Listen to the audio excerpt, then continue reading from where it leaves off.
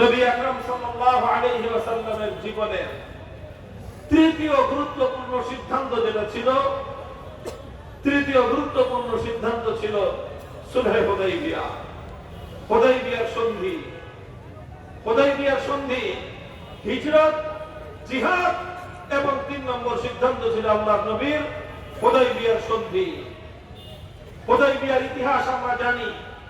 নবী আকরাম সাল্লাল্লাহু আলাইহি ওয়াসাল্লাম পবিত্র মক্কা থেকে 1400 সাহাবায়ে কেরামের জামাত নিয়ে এসেছিলেন মক্কায়। উদ্দেশ্য ছিল উমরা করবেন, কিন্তু মক্কার কুরাইশ, কাফেররা, মুশরিকরা নবীজিকে বাধা দিল। সেখানে একটা যুদ্ধের পরিস্থিতি তৈরি হলো। নবী আকরাম সাল্লাল্লাহু আলাইহি ওয়াসাল্লাম সাহাবায়ে কেরামের কাছ থেকে শপথ গ্রহণ করেছিলেন যে উদ্দেশ্য সাধন করার জন্য, মঞ্জিল পর্যন্ত পৌঁছার জন্য হয় আমরা উদ্দেশ্য সাধন করব, না হয় জীবনের পতন ঘটাবো। হয় আমরা আমাদের লক্ষ্য উদ্দেশ্য হাসিল করব, আর না হয় আমরা এখানে জীবন দিয়ে লড়াই করব, কিন্তু আমরা পিছপা হব না। এইরকম একটা কঠিন অবস্থার মুখোমুখি ছিলেন আল্লাহ রাসূল সাল্লাল্লাহু আলাইহি ওয়াসাল্লাম।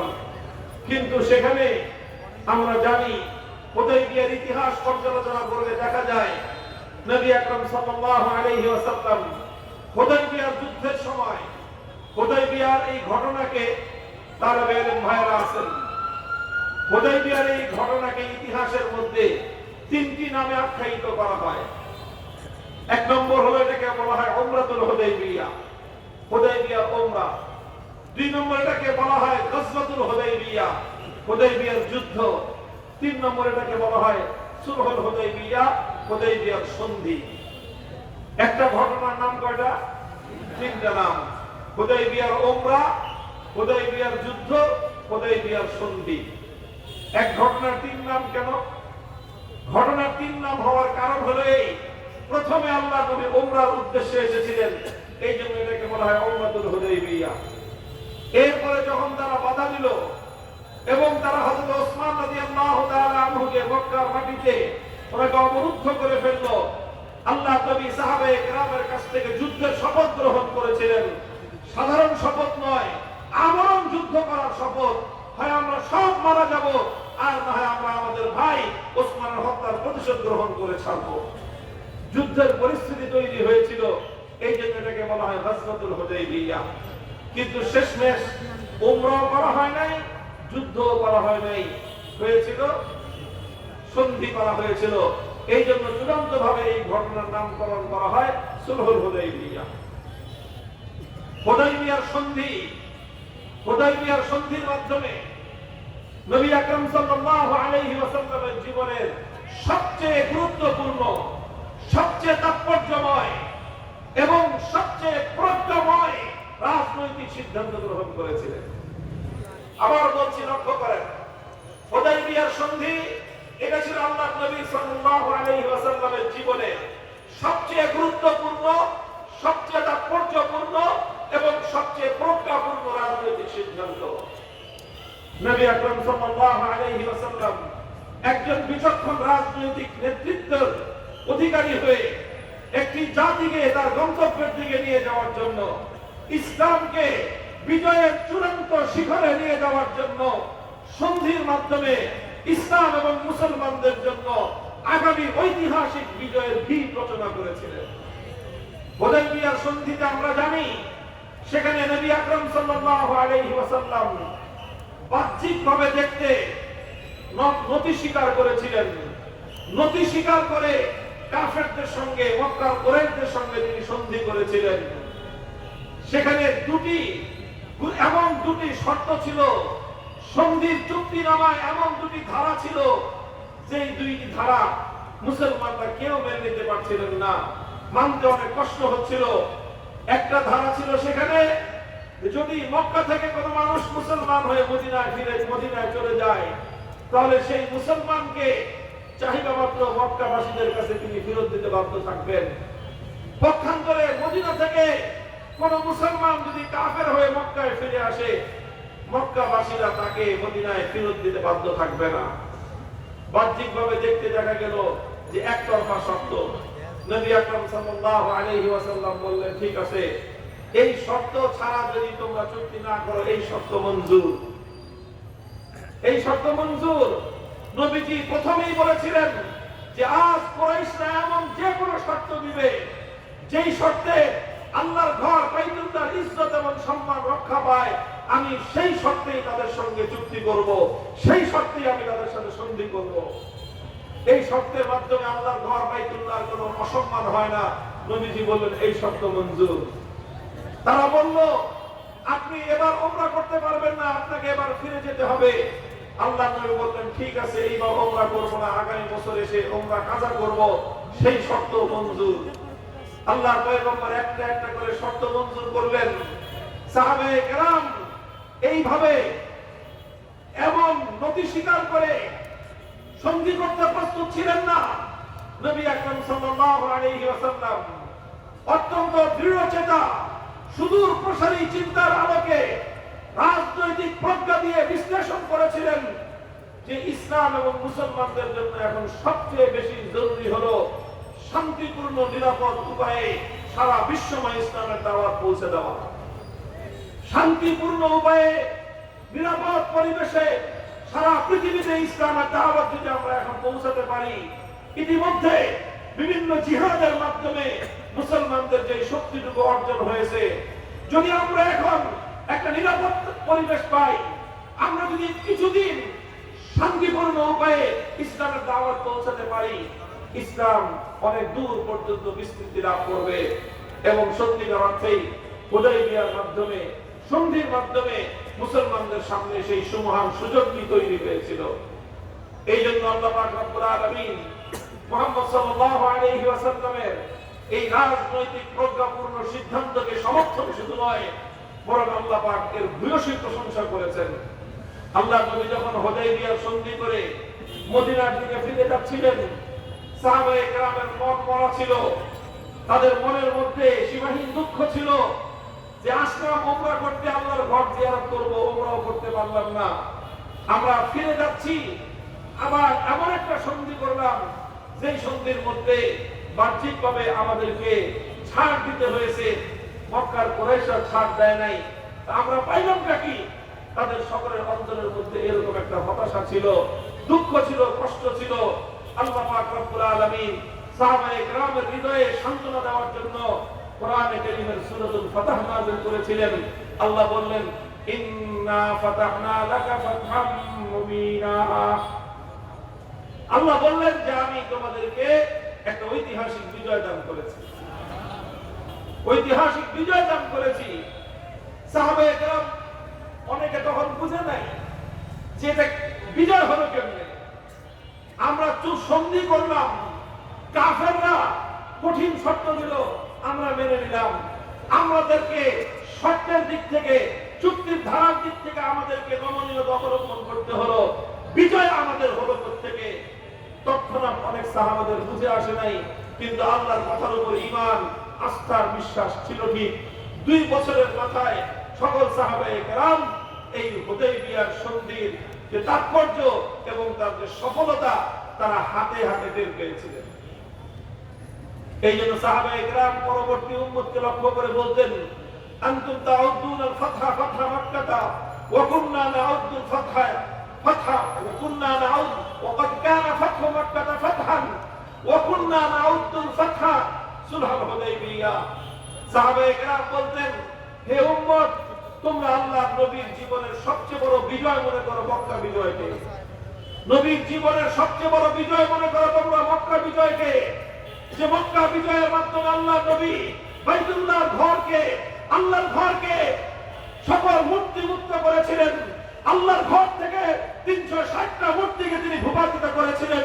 মক্কা বিজয়ের মাধ্যমে যেই নগর থেকে আল্লাহর নবী বিতাড়িত হয়েছিলেন, যেই নগর থেকে আল্লাহর নবী জুলুম এবং নির্যাতন সহ্য করে যেখান থেকে তিনি প্রস্থান করতে বাধ্য হয়েছিলেন, যেই শহর তিনি ছাড়তে বাধ্য হয়েছিলেন, যেই শহরে তার জীবনের সবচেয়ে বেশি জুলুম এবং নির্যাতন সহ্য করতে হয়েছিল, মক্কা বিজয়ের মাধ্যমে আল্লাহর নবী সেই মক্কায় আবার বিজয়ী বেশে প্রবেশ করেছিলেন। মক্কা বিজয়ের পর গোটা আরব 1 বছরের মধ্যে ইসলামের সামিয়ানার নিচে জড়ো হয়েছিল। এই জন্য সাধারণ মানুষ মক্কা বিজয়টাকেই আল্লাহ নবীর জীবনের সবচেয়ে বড় বিজয় বলে আখ্যায়িত করে। কিন্তু সাহাবীগণ বলেন যে মক্কা বিজয় এটা আসলে একটা মামুলি বিজয় ছিল, মক্কা বিজয় একটা সাধারণ বিজয় ছিল, আসল বিজয় ছিল হুদায়বিয়ার সন্ধি। আসল বিজয় হুদায়বিয়ার সন্ধি কেমনে ছিল অত দীর্ঘ সূক্ষ্ম আলোচনার মঞ্চ এটা নয়। তবে এতটুকু কথা যে মক্কা বিজয়ের ভিত রচিত হয়েছিল হুদায়বিয়ার মাঠে। যদি হুদায়বিয়ার মাঠে আল্লাহর নবী সেভাবে সন্ধি না করতেন তাহলে মক্কা বিজয়ের জন্য এই উপযুক্ত পরিবেশ তৈরি হতো না। হুদায়বিয়ার সন্ধি চুক্তি হয়েছিল বলেই আল্লাহর নবী রোম সম্রাট পারস্য সম্রাটের নিকট ইসলামের দাওয়াত পৌঁছে দিতে পেরেছিলেন। হুদায়বিয়ার সন্ধি হয়েছিল বলেই আল্লাহর নবী খায়বার বিজয় করে ইহুদিদের কবর ভেঙে দিতে পেরেছিলেন। হুদায়বিয়ার সন্ধি হয়েছিল বলেই পৃথিবীতে মুসলমানদের সবচেয়ে কঠিন শত্রু, সবচেয়ে ষড়যন্ত্রকারী শক্তি, সবচেয়ে ষড়যন্ত্রকারী ভয়াবহ মানবতার দুশ্মন ইহুদিদের কবর হাজার হাজার বছরের জন্য ভেঙে গুড়িয়ে দিতে পেরেছিলেন। এই জন্যই হুদায়বিয়ার সন্ধির এই তাৎপর্য। হুদায়বিয়ার সন্ধির মাধ্যমে ইহুদিদের বিপর্যয় ঘটেছে। হুদায়বিয়ার সন্ধির মাধ্যমে বড় বড় রাষ্ট্রগুলোর সঙ্গে ইসলামের কূটনৈতিক সম্পর্ক স্থাপিত হয়েছে।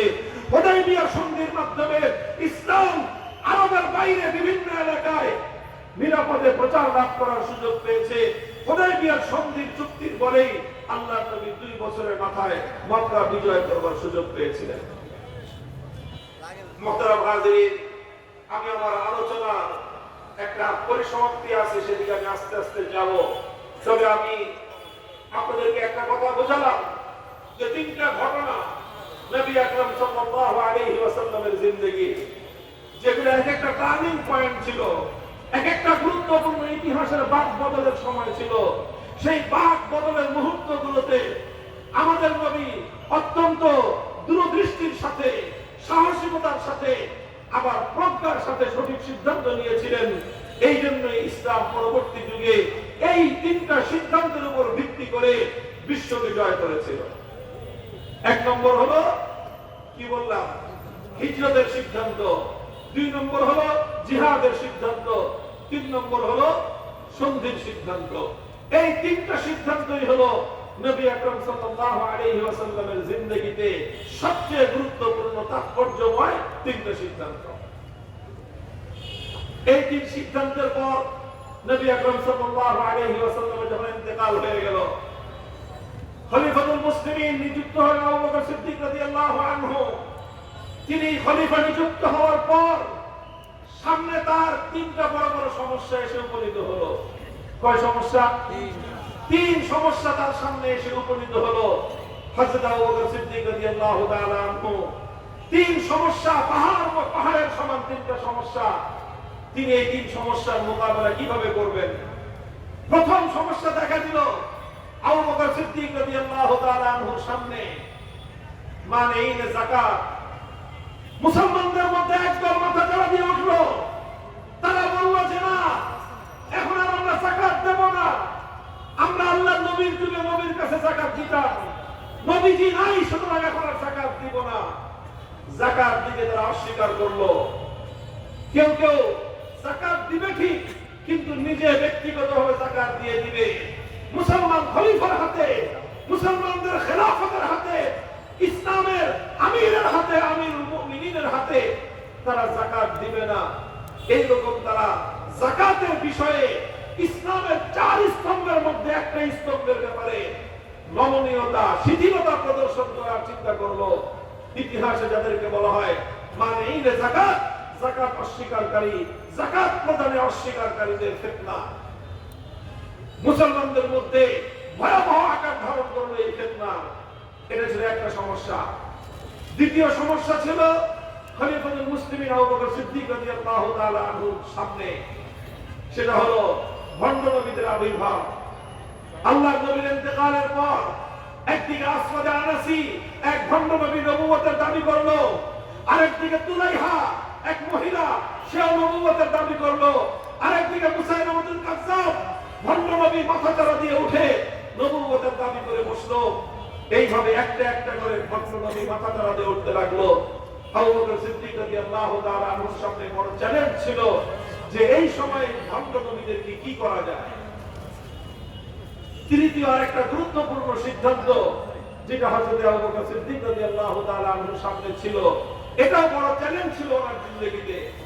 সেটা হলো যে আল্লাহর নবী তিনি যখন মৃত্যু শয্যায় শায়িত, আল্লাহর নবী মৃত্যু শয্যায় শায়িত অবস্থায় জিহাদের জন্য একটা বাহিনী প্রেরণ করেছিলেন, একটা বাহিনী তৈরি করেছিলেন, যে বাহিনীকে ইতিহাসের পাতায় বলা হয় যে উসামা বাহিনী।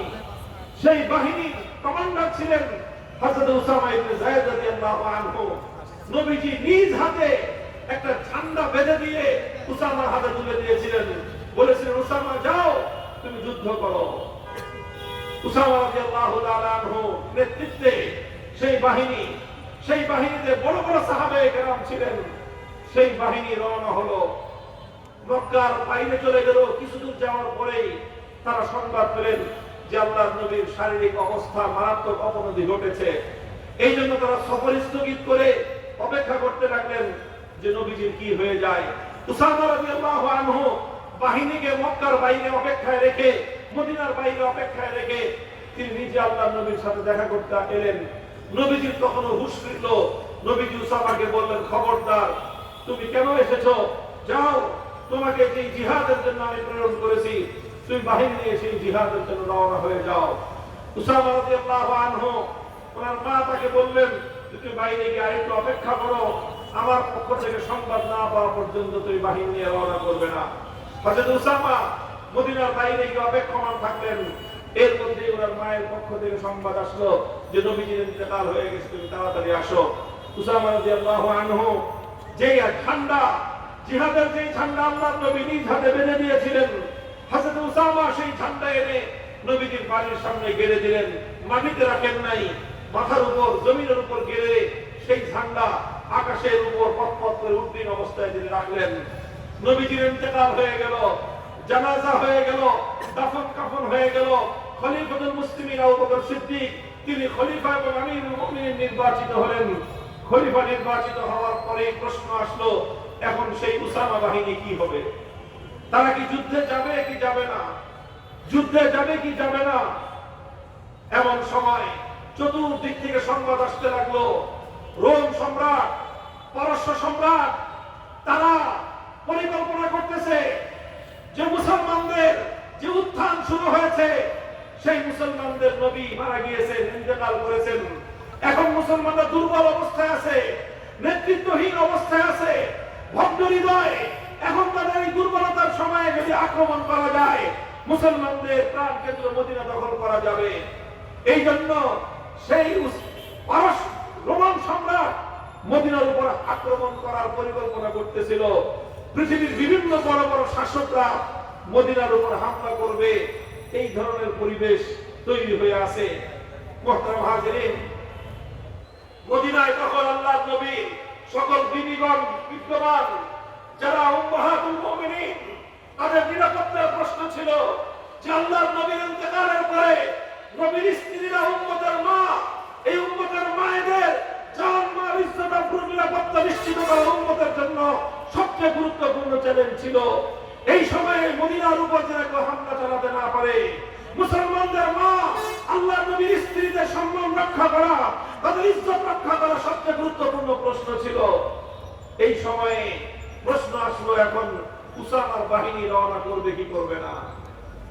এদিক দিয়ে যাকাত অস্বীকারীরা তারা মাথা চারা দিয়ে উঠলো, ওদিক দিয়ে ভণ্ড নবীরা মাথা চারা দিয়ে উঠতে আরম্ভ করলো, ওদিক দিয়ে রোম সাম্রাজ্য চোখ তুলে তাকালো মদিনার দিকে। বড় বড় রাষ্ট্রগুলো, বড় বড় শক্তিগুলো মদিনার দিকে চোখ তুলে তাকাচ্ছে, মদিনাকে দখল করা যায় কিনা। এমন সময় প্রশ্ন আসলো, উসামার বাহিনী এখন কি করবে?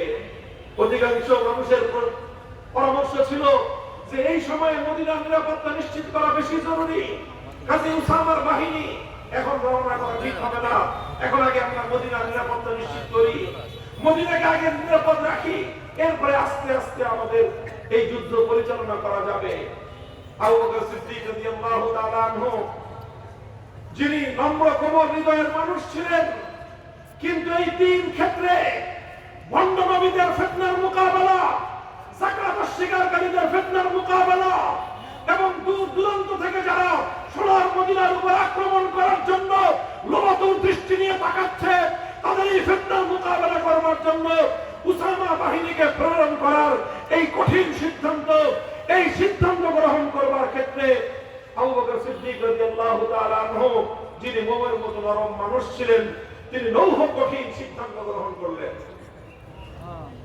লৌহ কঠিন সিদ্ধান্ত নিলেন।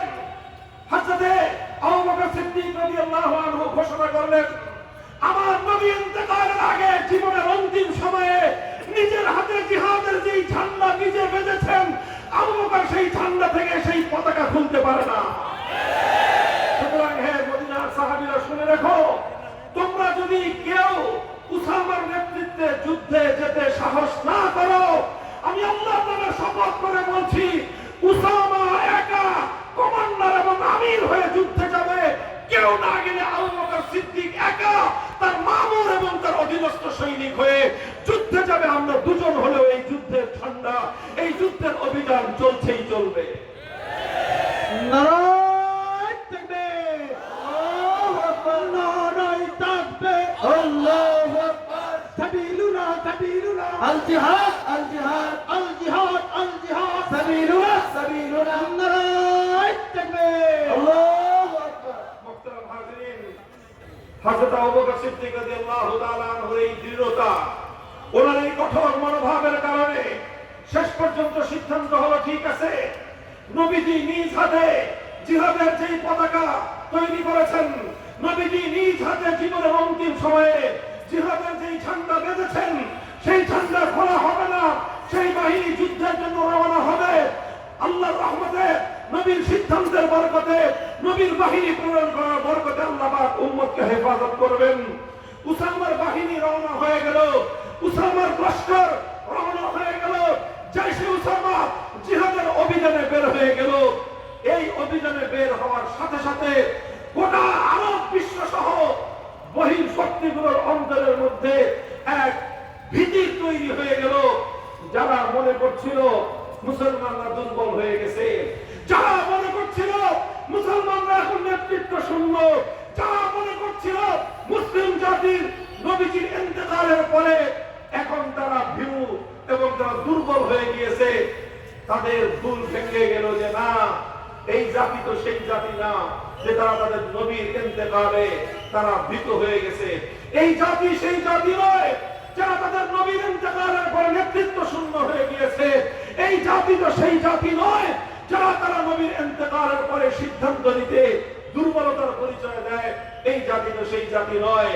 এখন তো তারা দেখা যাচ্ছে নিজেদের ঘর সামলায় তারা এখন অন্যের উপর আক্রমণ পরিচালনা করার জন্য রণাঙ্গনে জিহাদের কাফেলা প্রেরণ করে। সুতরাং যেই সকল পরাশক্তি অপশক্তি মদিনার দিকে চোখ তুলে তাকাবার দুঃসাহস করছিল, তাদের সকলের দৃষ্টি অবনত হয়ে গেল, ভয়ে ভীত সন্ত্রস্ত হয়ে গেল। যে ভাবছিলাম মদিনায় আক্রমণ করা যাবে, ওরে বাপরে বাপ, মুসলমানরা দেখা যায় আগের চেয়ে আরো বেশি শক্তিমান হয়েছে, তাদের যশ এবং জজবাতি আরো বেশি বেড়ে গেছে। জাইশে উসামা প্রেরণ করা, এটা হযরত আবু বকর সিদ্দিক রাদিয়াল্লাহু তাআলা আনহুর এমন একটা সিদ্ধান্ত ছিল যে এক সিদ্ধান্তের মাধ্যমে সারা দুনিয়া ঠান্ডা হয়ে গেছে। এক সিদ্ধান্তের মাধ্যমে সমস্ত শক্তির সমস্ত শত্রুর চোখ নিচে নেমে গিয়েছে। এক সিদ্ধান্তের মাধ্যমে সমস্ত শত্রুকে কঠিন বার্তা দেওয়া হয়েছে, খবরদার সোনার মদিনার দিকে যদি কেউ চোখ তুলে তাকাও, আবু বকর তার চোখ উপরে ফেলবে। ভাই, গুরুত্বপূর্ণ সময়ে সাহসী সিদ্ধান্ত নিতে হয়, তরমনা করা চলবে না। দুর্বলতার ভীতি প্রদর্শন করলে শত্রু আপনার ঘাড়ে চেপে বসবে। আবু বকর সিদ্দিক রাদিয়াল্লাহু আনহুর এই ঐতিহাসিক সিদ্ধান্তের মাধ্যমে উম্মতেরা বুঝতে পেরেছে, যাকাত অস্বীকারীদের মাধ্যমে আবু বকর সিদ্দিক কঠোর সিদ্ধান্ত গ্রহণ করলেন। তিনি বললেন, ওয়াল্লাহি লা মানাউনি ইকালান কানু ইউআদ্দুনাহু ইলা রাসূলিল্লাহি সাল্লাল্লাহু আলাইহি ওয়াসাল্লাম লামানাতু লাকাদাতুহুম আলা মানিহা। আমার নবীর যুগে যেই ব্যক্তি উট যাকাত দেওয়ার সময় উটের গলায় একটা রশি বেঁধে দিত, আর যদি সে মনে করে নবীজি নাই, সুতরাং আমি আবু বকরকে এখন শুধুমাত্র উট দিব, উটের গলার রশি দেওয়ার দরকার কি? খবরদার মনে রাখো, আমার নবী ইন্তেকাল করেছেন, ইসলাম ইন্তেকাল করে নাই। নবী নিয়ে দুনিয়া থেকে বিদায় নিয়েছেন, নবীর আদর্শ দুনিয়া থেকে বিদায় নেয় নাই, নবীর দ্বীন দুনিয়া থেকে বিদায় নেয় নাই। আমার নবী দ্বীনকে যে অবস্থায় রেখে গিয়েছেন, নবীর দ্বীনের উটের গলা থেকে একটা রশি খুলবার যদি কেউ দুঃসাহস করে, আবু বকর সিদ্দিক তার বিরুদ্ধে যুদ্ধের ঘোষণা করবে। নারায়ে তাকবীর, নারায়ে তাকবীর, আল্লাহু আকবার। ইসলামের শত্রুরা হুঁশিয়ার সাবধান, হুঁশিয়ার সাবধান। ইসলামের শত্রুরা বিপ্লব, বিপ্লব, ইসলামী বিপ্লব, ইসলামী বিপ্লব, বিপ্লব, বিপ্লব। নারায়ে তাকবীর, আল্লাহু আকবার। তিনি যাকাত অস্বীকারীদের বিরুদ্ধে কঠোর হস্তে ফিতনা দমন করলেন। যাকাত অস্বীকারের ফিতনা নির্মূল হয়ে গেল। তিনি যদি সেদিন যাকাত অস্বীকারীদের ফিতনা যারা করেছিল, এই অস্বীকারীদের সাথে যদি তিনি নমনীয়তার কৌশল অবলম্বন করতেন, কিছুদিন পরে কিছু একদল গ্রুপ হক অস্বীকার করত, এর কিছুদিন পরে আরেকদল গ্রুপ রোজাকে অস্বীকার করত, এরপর আরেকদল গ্রুপ তারা নামাজ অস্বীকার করত। আবু বকর সিদ্দিক সূচনাতেই কঠোর হস্তে ফিতনার দুয়ার বন্ধ করে দিয়ে কঠিন পয়গাম দিয়েছিলেন, ইসলামের মৌলিক বিধানের ক্ষেত্রে কেউ যদি কোন ধরনের শিথিলতা প্রদর্শন করো, আজ করো, কাল করো, কিয়ামত পর্যন্তের জন্য উম্মতের নেতৃত্বের জন্য একটাই বার্তা, ইসলামের মূল বিষয়ের উপর যারা আঘাত করতে আসবে তাদের বিরুদ্ধে লড়াই হবে, লড়াই হবে, লড়াই হবে। নারায়ে তাকবীর, আল্লাহু আকবার। আবু বকরের হাতিয়ার গর্জে উঠুক একবার, গর্জে ওঠো আরেকবার। আবু বকরের হাতিয়ার, মামুনুল হকের হাতিয়ার গর্জে উঠুক একবার। মামুনুল হক এগিয়ে চলো, আল্লাহ তোমার সাথে। নারায়ে তাকবীর, আল্লাহু আকবার।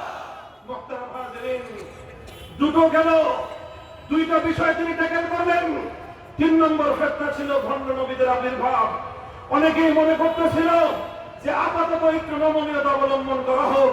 আবু বকর সিদ্দিক রাদিয়াল্লাহু তাআলা আনহু বললেন যে না, ফিতনা মাথা চারা দিয়ে উঠতেছে, এখনই এই মাথা ভাঙতে হবে, আর না হয় ফিতনা যদি একবার এস্টাবলিশড হয়ে যায়, ফিতনা নির্মূল করা কঠিন হবে। আবু বকর সিদ্দিক রাদিয়াল্লাহু তাআলা আনহু সাহাবায়ে কেরামের সবচেয়ে বড় জামাত গঠন করলেন। 10,000 সাহাবায়ে কেরামের বিশাল বাহিনী তৈরি করে মুসাইলামাতুল কাজ্জাবের বিরুদ্ধে ইয়ামামার যুদ্ধে তিনি রওনা করে দিলেন। 10,000 সাহাবী শহীদ হতে হলে 10,000 সাহাবী শহীদ হবে। আমার নবীর নবুয়তের খাতমে নবুয়তের সিংহাসন নিয়ে টানাটানি করবার, আমার নবীর ইজ্জতের উপর আক্রমণ করার দুঃসাহস উম্মত বরদাস্ত করবে না।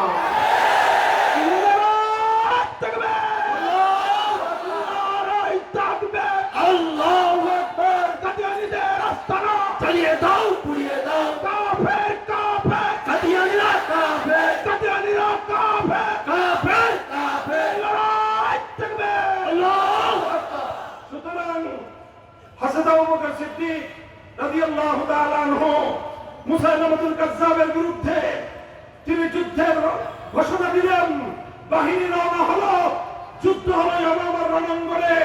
90,000 বেঈমানের বিরুদ্ধে 10,000 সাহাবায়ে কেরাম বীর বিক্রমে যুদ্ধ করলেন, পর্যুদস্ত করলেন। ভণ্ড নবী মুসাইলামাতুল কাজ্জাবের মাথা গুড়িয়ে দেওয়া হলো, ইসলামের ঝান্ডা সমুন্নত হয়ে গেল। একই সাথে 3 ফ্রন্টে তিনি লড়াই করলেন আবু বকর সিদ্দিক। একদিকে বহির শত্রুগুলোকে বার্তা দেওয়া হলো, খবরদার মুসলমানরা দুর্বল হয় নাই। আবু বকর সিদ্দিক ইসলামের ঝান্ডা হাতে নিয়েছেন। মুসলমানদের নবী মারা যায়, মুসলমানদের ইসলাম মরে না। তিনি যাকাত অস্বীকারীদেরকে বার্তা দিলেন যে আমাদের যত কঠিন দিন আসুক না কেন, আমরা ইসলামের মৌলিক প্রশ্নে এক চুল পরিমাণ ছাড় দিতে প্রস্তুত না। মনে রাখবেন, অনেকেই আমাদের সঙ্গে নানা রকম আলাপ করেন, অনেক রকম গল্প করেন, অনেকে আমাদেরকে নানা রকম নসিহত করেন, বলেন যে এই সময়টা বেশি ভালো না, এখন এটার সময়, এখন ওটার সময়। ইসলামের মৌলিক প্রশ্নে, ইসলামের বিধিবিধানের প্রশ্নে, ইসলামের যেই সকল গুরুত্বপূর্ণ বিধান, সেই সকল বিধানের ক্ষেত্র নিয়ে এখন অতটা বাড়াবাড়ি করা সমীচীন নয়। মনে রাখেন, আমাদের কাছে আল্লাহ নবীর জিন্দেগীর সিরাতুন নবীর আদর্শ আছে, আমাদের কাছে খোলাফায়ে রাশিদিনের আদর্শ আছে। আমরা শুধুমাত্র নবী করিম সাল্লাল্লাহু আলাইহি ওয়াসাল্লামের সিরাত, খোলাফায়ে রাশিদিনের খেলাফতের আদর্শ, সাহাবায়ে কেরামের আদর্শ এবং নমুনা, সাহাবায়ে কেরামের আদর্শ আর নমুনা নিয়ে আমরা রাজনীতি করি, আমরা জিহাদ করি, আমরা সমাজ পরিচালনা করি, আমরা রাষ্ট্র চালাই, সব কিছু করি। জীবনের কোন ক্ষেত্রে সিরাতুন নবীর আদর্শ থেকে, জীবনের কোন ক্ষেত্রে সাহাবায়ে কেরামের নমুনা থেকে আমরা সরে যেতে একচুল পরিমাণ আমরা প্রস্তুত না। আমাদেরকে যারা ডিল করবেন, আমাদের সাথে যারা কাজ করবেন, আমাদের মূলনীতিগুলো ভালো করে অধ্যয়ন করে আসবেন। আমরা কোথায় ছাড় দিতে পারবো, কোথায় ছাড় দিতে পারবো না, কথা বলেন ঠিক না? মুহতারাম হাজিরিন, আবু বকর সিদ্দিক রাদিয়াল্লাহু তাআলা আনহু তিনটি কঠোর সিদ্ধান্ত গ্রহণ করলেন। ঐতিহাসিকরা বলেন যে আবু বকর সিদ্দিক রাদিয়াল্লাহু তাআলা আনহু পুরো উম্মত তার কাছে ঋণী, পুরো উম্মতে মুহাম্মাদিয়া সিদ্দিক আকবরের কাছে ঋণী। কারণ তিনি যদি সেই যথাসময়ে তিনটি সিদ্ধান্ত তিনি যদি দৃঢ়তার সাথে গ্রহণ করতে না পারতেন, হয়তো ইসলামের ইতিহাস ভিন্নভাবে রচিত হতো। ইসলামের ইতিহাসের মধ্যে হয়তো আরো অনেক দুঃখজনক অনেক পর্ব যুক্ত হয়ে যেত। আল্লাহ পাক রব্বুল আলামিন সিদ্দিক আকবরের কবরকে জান্নাতুল ফেরদাউসের রহমতে দ্বারা ভরে দেন। আল্লাহ পাক ওনাকে আরো বেশি সম্মানিত এবং মর্যাদা দান করুন। কিয়ামত পর্যন্ত উম্মতে মুহাম্মাদিয়ার জন্য তিনি এই সকল বিষয়গুলোর ফিতনার দরজাকে এমন ভাবে তিনি নির্মূল করে দিয়েছেন, উম্মত এই ফিতনাগুলোতে কি করতে হবে, করণীয়টা কি, তার চূড়ান্ত এবং চমৎকার আদর্শ আবু বকর সিদ্দিকের কাছ থেকে পেয়ে গিয়েছে। আজ আমরা বলতে চাই, আমাদের সামনে যত কঠিন পরিস্থিতি হোক না কেন, আমরা যত কঠিন অবস্থার সম্মুখীন হই না কেন, আন্তর্জাতিক শক্তি আমাদের ব্যাপারে যতই নাক গলাবার চেষ্টা করুক না কেন, যত শক্তি আমার দেশের আভ্যন্তরীণ বিষয় নিয়ে যতই মাথা ঘামাবার চেষ্টা করুক না কেন, আমাদেরকে যত রকম ট্যাগ দেওয়ার চেষ্টা করা হোক না কেন, আমাদেরকে যত রকম অপবাদে আমাদেরকে অপবাদ দেওয়ার চেষ্টা করা হোক না কেন, আমরা আমাদের আদর্শের ব্যাপারে আপসহীন ছিলাম, আপসহীন আছি, আমরা আগামী দিনেও আপসহীন থাকবো ইনশাআল্লাহ। নারায়ে তাকবীর। ভারতের দালালেরা হুঁশিয়ার সাবধান, আমেরিকার দালালেরা হুঁশিয়ার সাবধান, মুক্তির রাজপথ ইসলামী খেলাফত, এই সমাজ ভাঙতে হবে, বিজয় আনতে হবে। নারায়ে তাকবীর। কাজেই রাজনৈতিক এই অস্থিতিশীলতার বাহানা দিয়ে, আন্তর্জাতিক ষড়যন্ত্রের বাহানা দিয়ে উম্মতে মুহাম্মাদিয়াকে সরদারে কায়নাত মুহাম্মদ আরবীর নামুসে রিসালাতের ইজ্জতের হেফাজতের প্রশ্নে আমাদের কাছ থেকে যদি কেউ নমনীয়তা আশা করে, আমরা বলবো তোমরা বোকার স্বর্গে বসবাস করছো। খতমে নবুয়তের মাসআলা, খতমে নবুয়তের ইস্যু আমাদের ঈমানের ইস্যু, খতমে নবুয়তের ইস্যু আমার ভালোবাসার ইস্যু, খতমে নবুয়তের ইস্যু আমার জীবনের ইস্যু। আমি আমার জিন্দেগি কুরবান করতে প্রস্তুত। খতমে নবুয়তের উপর কোন আঘাত বরদাস্ত করতে আমরা প্রস্তুত না। নারায়ে তাকবীর। নারায়ে তাকবীর। আল্লাহু আকবার। নবীর পরে নবী নাই, সংসদে আইন চাই, নবীর পরে নবী নাই, নবীর পরে নবী নাই, সংসদে আইন চাই। নারায়ে তাকবীর। আগামী দিনে আমাদের প্রধান বিবেচনার বিষয়গুলোর মধ্যে এটা অন্যতম একটা বিষয় হবে, আমরা আল্লাহ নবীর ইজ্জতের প্রশ্নে কারো সঙ্গে নমনীয়তা প্রদর্শন করতে পারবো না। এই বাংলার মাটি শাহাদাতের রক্ত দিয়ে পবিত্র করা হয়েছে। সবচেয়ে বেশি শাহাদাতের রক্ত গিয়েছে আল্লাহর নবীর আশিক রাসূল উম্মতের রক্ত। শাপলা চত্বরে আমরা রক্ত দিয়ে বিপ্লবের ভিত আমরা তৈরি করেছিলাম। শাপলা চত্বরে রক্ত দিয়ে ফ্যাসিবাদের বিরুদ্ধে লড়াইয়ের সূচনা আমরা করেছিলাম। শাপলা চত্বরে রক্ত দিয়েছিলাম বলে জুলাই বিপ্লব সংগঠিত হয়েছে। সুতরাং শাপলাকে মাইনাস করে আল্লাহ নবীর ইজ্জতের প্রশ্নকে পাশ কাটিয়ে আগামীর বাংলাদেশ নির্মাণ হতে পারে না, নির্মাণ হতে দেব না। নারায়ে তাকবীর! শাপলার হাতিয়ার গর্জে উঠুক একবার, গর্জে উঠুক আরেকবার। শাপলার হাতিয়ার বিশ্ব নবীর অপমান হইবে না রে মুসলমান। নারায়ে তাকবীর! মুহতারাম হাজিরিন, আল্লাহ নবীর জিন্দেগীর তিনটা টার্নিং পয়েন্ট। আবু বকর সিদ্দিক রাদিয়াল্লাহু তাআলা আনহুর খেলাফতের শুরুতেই তিনটা টার্নিং পয়েন্ট। আমার এই বাংলাদেশের মুসলমান, তোমরা ইতিহাসের বাগ থেকে তোমাদের ইতিহাস পড়ো।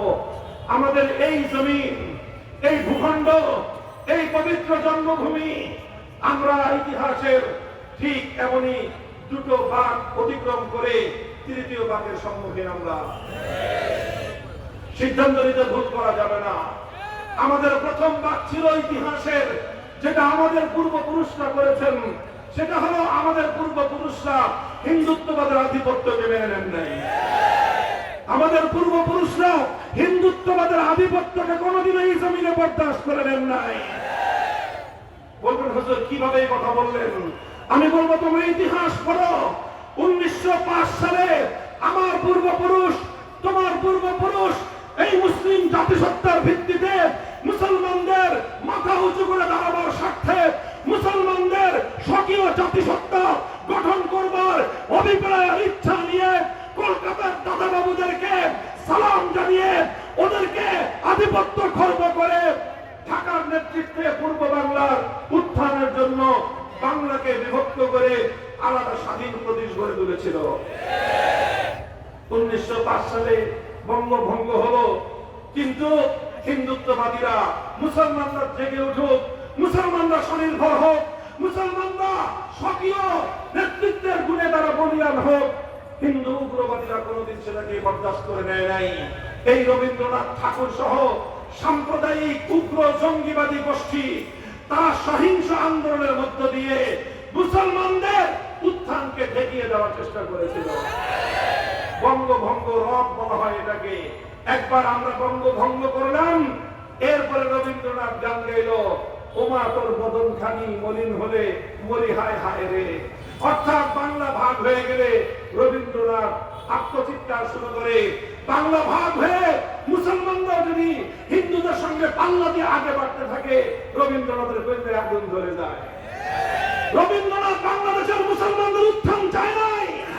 রবীন্দ্রনাথ ঠাকুর বাংলার মুসলমানদের উত্থানের বিরুদ্ধে কবিতা রচনা করেছিল। ওটা হলো রবীন্দ্রসঙ্গীত। ইতিহাসের দুর্ভাগ্য আমাদের, ইতিহাসের দুর্ভাগ্য আমাদের, এ জাতির কপালে দুর্ভাগ্য। যেই রচনা, যে সঙ্গীত, রবীন্দ্রসঙ্গীত তৈরি হয়েছিল মুসলমানদের উত্থান রোধ করার জন্য, যে সঙ্গীত রচিত হয়েছিল মুসলমানদের ঢাকা বিশ্ববিদ্যালয় প্রতিষ্ঠার সংগ্রামকে কলুষিত করবার জন্য, যে সঙ্গীত রচিত হয়েছিল এই বাংলার মুসলমানরা মাথা উঁচু করে দাঁড়াবার জন্য, সেই সঙ্গীত যেটা মুসলমানদের বিরুদ্ধে রচিত হলো, যেই সঙ্গীত এই বাংলার বিরুদ্ধে রচিত হয়েছিল, পরবর্তী অযোগ্য নেতারা, অযোগ্য নেতৃত্ব, দেশ বিরোধী, জাতি বিরোধী, জাতির স্বাধীনতা বিরোধী, জাতির ঐতিহ্য বিরোধী কুলাঙ্গার গোষ্ঠী সেই রবীন্দ্রসঙ্গীতকে বাংলাদেশের জাতীয় সঙ্গীতের মর্যাদা দিয়ে দেশ এবং জাতিকে কলঙ্কিত করেছে। আর এই কথাগুলো আমাদেরকে বলতে হচ্ছে। এটা আমাদের ঐতিহাসিক প্রশ্ন। কোন একটা দেশের জাতীয় সঙ্গীত সেই দেশের চেতনা পরিপন্থী হতে পারে না। জাতীয় সঙ্গীত হবে সেই জাতির চেতনার বাহী, সেই জাতির চেতনার ধারক বাহক হতে হবে। আজ আমাদের কাঁধের উপর রবীন্দ্রসঙ্গীতকে যেটাকে চাপিয়ে দেওয়া হয়েছে জাতীয় সঙ্গীত হিসেবে, আমরা তার ঐতিহাসিক প্রেক্ষাপট আলোচনা করে বলতে পারি এই সঙ্গীত আমাদের জাতীয় চেতনার বাহী নয়, বরং এই সঙ্গীত আমাদের জাতীয় ঐতিহ্যের সঙ্গে সরাসরি সাংঘর্ষিক। কাজে আর নতুন বন্দোবস্তের বাংলাদেশে আমরা সবকিছু নতুন চাই। একটি বাংলাদেশের শত শত বছরের ইতিহাস এবং ঐতিহ্যকে ধারণকারী একটি নতুন জাতীয় সঙ্গীত চাই আমরা। মুহতারাম হাজিরিন, বলতেছিলাম সেই 1905 সালে যখন তারা আমাদের আমাদের বিরুদ্ধে ষড়যন্ত্র করে স্বাধীন পূর্ব বাংলার